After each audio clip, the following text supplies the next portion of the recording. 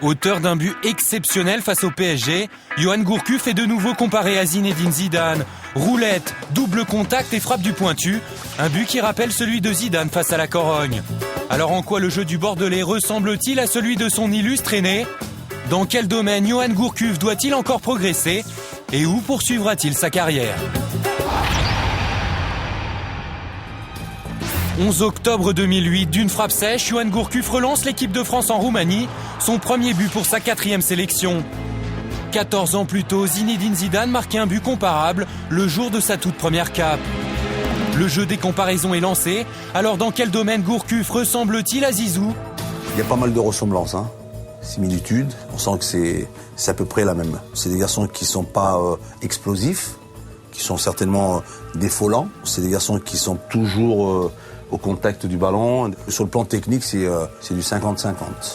Gourcuff a réalisé des roulettes suivies de double contact aussi bien que Zizou.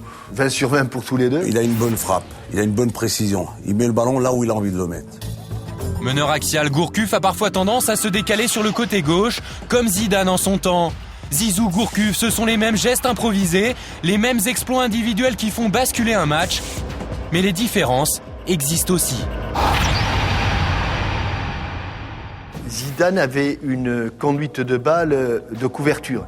Alors qu'il conduisait le ballon pas très vite et il conduisait le ballon entre ses pieds. Celle de Gourcuff est davantage une conduite de balle de vitesse. C'est-à-dire qu'il a le ballon davantage devant lui.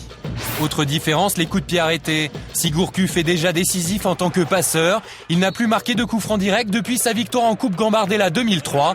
Un exercice dans lequel Zidane excellait. Même chose dans le jeu de tête, Zidane savait y être décisif. Gourcuff, buteur hier soir de la tête, n'avait plus marqué dans le jeu aérien depuis 2 ans. Yoann Gourcuff n'a donc égalé son aîné que sur certains points. Sa marge de progression est encore immense. Mais pourra-t-il dépasser le maître ? Déjà, il faut qu'il devienne aussi fort que Zizou. Mais je ne crois pas que ce soit sa hantise et je ne crois pas que c'est ce qui le motive d'être l'égal ou d'être meilleur que Zidane. Yoann Gourcuff n'a que 22 ans et demi. À cet âge-là, Zidane disputait sa 3e saison avec Bordeaux et n'a signé à la Juve qu'à 24 ans. Alors que fera Yoann Gourcuff à la fin de la saison ? Malgré les exploits de Gourcuff, la presse italienne a encore du mal à l'imaginer dans la peau d'un titulaire du Milan AC. Gourcuff aurait besoin de moins de concurrence pour pouvoir démontrer ce qu'il sait faire. À moins que le Milan décide vraiment de miser sur lui, mais dans ce cas, il devrait vendre quelqu'un d'autre. Manchester City vient justement de proposer 120 millions d'euros pour Kaka, qui libérerait ainsi une place de milieu offensif. Pour mieux exploiter son potentiel, Gourcuff pourrait alors être repositionné dans l'axe. C'est un joueur du Milan, il reviendra au Milan, il jouera au Milan la saison prochaine. Enfin, sauf si Bordeaux lève l'option. Car le Milan AC n'est pas en position de force. Bordeaux dispose d'une option d'achat de 15 millions d'euros. Mais comme le rappelle le père de Yoann Gourcuff, les deux clubs ont leur mot à dire, mais d'autres équipes vont être intéressées. Car si les Girondins lèvent l'option d'achat, ils devront alors se mettre d'accord avec le joueur sur les conditions salariales, ce qui pourrait faire capoter l'affaire.